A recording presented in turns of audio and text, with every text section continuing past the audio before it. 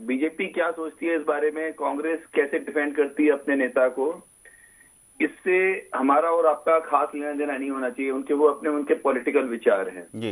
लेकिन अगर बात करेंगे, हम संविधान की बात करेंगे, कानून की बात करेंगे, एथिक्स की बात करेंगे, एक राजनीतिक शुचिता की, तो उनका ये बयान बिल्कुल भी ठीक नहीं है। संसदीय जो मर्यादा होती है किसी भी लोकतंत्र में, उसके बिल्कुल खिलाफ है।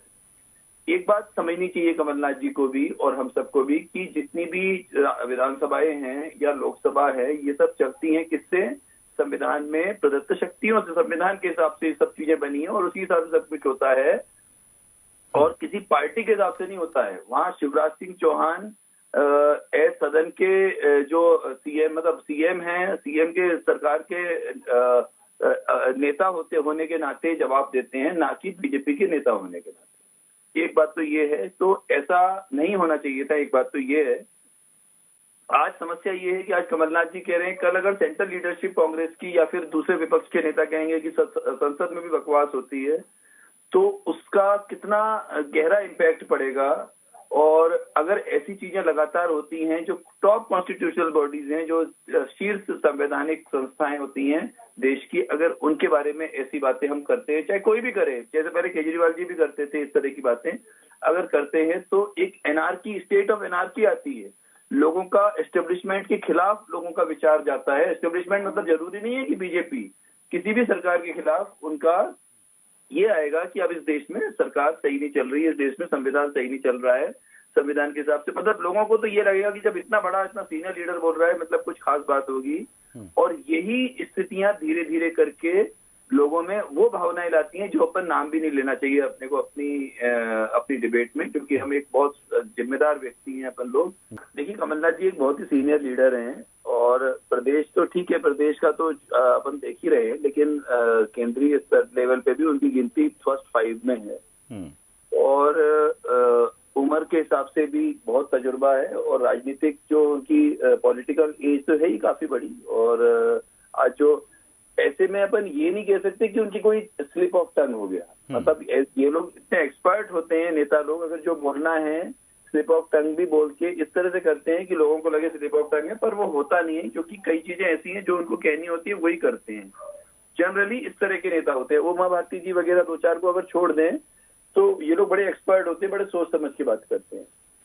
ऐसे में एक बात तो ये है कि इसके कारण जो बवाल हुआ, जो विवाद हुआ, अब इससे जनता का नुकसान कैसे होगा आपको पता है। इसी मुद्दे पे बीजेपी और कांग्रेस लड़ेंगे और वो जो जितने कम दिन के लिए जो विधानसभा चलेगी उसमें भी ढंग से विधानसभा का बिजनेस नहीं होगा, क्योंकि अब बीजेपी को भी बहाना मिल गया, कांग्रेस को मतलब दोनों को एक दूसरे से लड़ने का काम हो गया। अल्टीमेट सफरर कौन है? प्रदेश की जनता। ठीक बात। ये लोग दोनों किसके लिए जिम्मेदार हैं? प्रदेश की जनता के लिए। ये किसके पैसे से सारा कुछ चल रहा है? प्रदेश की और देश की जनता के पैसे से। तो हमारी क्या गलती है, जनता की क्या गलती है, जो आप जनता के मुद्दों को छोड़कर उल्टे सीधे मुद्दों में, हो सकता है भटकाने के लिए किया हो और हो सकता है गलती से भी हो गया हो, दोनों बातें हैं। लेकिन इससे भी ज्यादा चिंता की बात यह है, अपने भाई पंकज शर्मा जी भी साथ हैं, इनसे अपन और गीत धीर जी भी, ये दोनों के माध्यम से दोनों पार्टियों को हमारा और आपका ये एक पैगाम होना चाहिए कि आज जो है 75 साल हम मना रहे हैं, आजादी का अमृत महोत्सव मना रहे हैं, 75 साल हो गए। अब एक विधानसभा का स्पीकर एक वो निकालता है, बुक निकालता है कि ये शब्द इस्तेमाल नहीं करने हैं।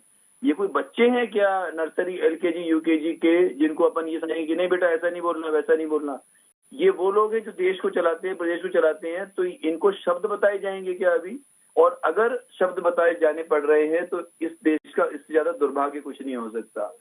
ऐसे में जरूरी है कि जितने भी जो चाहे लोकसभा में, विधानसभा में, जो राज्यसभा में जो भी मेंबर्स होते हैं, उनकी खुद की डिसिप्लिन ऐसी होनी, क्योंकि ये सब रोल मॉडल्स हैं। आज कमलनाथ जी को देख के हजारों, लाखों, बल्कि करोड़ों लोग जो है अपने आप को, अपनी स्टाइल, अपनी बोलने का सब कुछ उनसे सीखते हैं। ऐसे ही शिवराज सिंह चौहान हो गए, नरेंद्र मोदी जी हो गए, जितने भी लोग हो गए ये, तो ये सब रोल मॉडल्स हैं। अगर ये लोग ऐसी गलतियां करेंगे तो कैसे काम चलेगा? इसलिए इनको तो समाज को दिशा देनी है, ना कि समाज की ऐसी बात करके दिशा भटक जाए समाज से।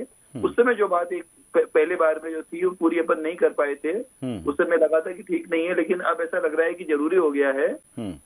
जब भी इस तरह की बातें आती हैं, जब भी चाहे सत्ता पक्ष या विपक्ष कोई ऐसी बात करता है जिससे कि जो संवैधानिक संस्थाओं पर से लोगों का विश्वास कम होता है, तो फिर बालाघाट, बस्तर और जो कांकेर और दंतेवाड़ा, ये जो परेशानियां हैं वो वहीं से आती हैं, क्योंकि उनका सरकार पे से विश्वास उठ जाता है। हाँ, तो हमको सरकार पे से विश्वास नहीं उठने देना है, हमको संसद पे से विश्वास नहीं उठने देना है, विधानसभा पे से विश्वास नहीं उठने देना है। पार्टियां आती जाती रहेंगी, आज बीजेपी है, कल कांग्रेस आएगी, परसों बीजेपी आएगी, हो सकता है उसके बाद आम आदमी पार्टी आ जाए, फिर कोई नई पार्टी उदय हो जाए, वो आ जाए, लेकिन ये प्रदेश यहीं रहेगा और देश यहीं रहेगा। ये हमारे नेताओं को समझना पड़ेगा। आप अपने व्यक्तिगत स्वार्थों से ऊपर उठकर हम लोगों की जो जिम्मेदारी हम लोगों ने आपको सौंपी है, उस जिम्मेदारी को पहले पूरी करें।